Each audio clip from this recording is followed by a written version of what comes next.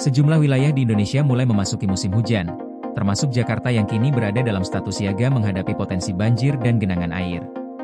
Pemerintah Provinsi DKI Jakarta mencatat terdapat 41 titik rawan banjir dan genangan dengan status siaga tinggi berdasarkan data terbaru hingga 27 Oktober 2025. Staf khusus Gubernur Jakarta, Chiko Hakim, menjelaskan bahwa titik-titik rawan tersebut tersebar di seluruh wilayah Jakarta, terutama di bantaran sungai dan daerah pesisir. Ia menyebutkan bahwa hingga saat ini belum ada deklarasi status darurat penuh, namun sejumlah pos pemantauan air menunjukkan kondisi waspada. Status siaga 3 atau waspada aktif di Bendung Katulampa dengan tinggi muka air 90 cm, Pos Depok 220 cm, dan Sunterhulu 160 cm, ujarnya.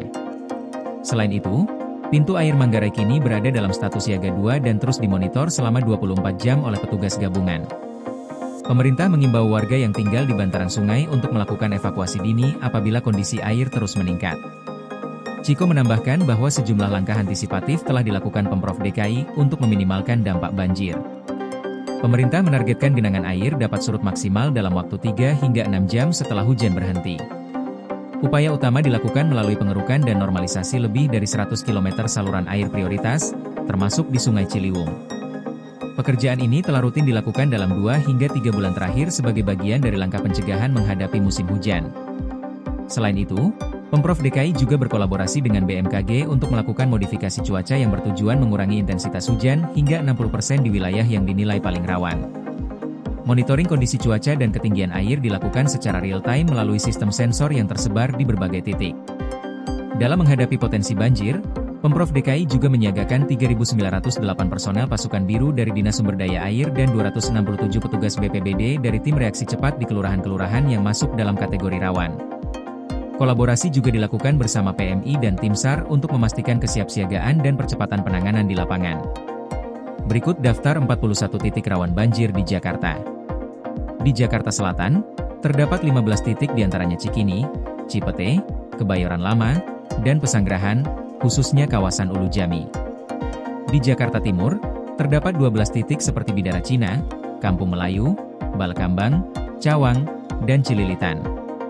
Sementara di Jakarta Utara, ada 8 titik rawan, diantaranya Kamal Muara, Kapuk Muara, Penjaringan, Pluit, Ancol, Marunda, Cilincing, dan Tanjung Priok yang berpotensi mengalami rob hingga akhir Oktober.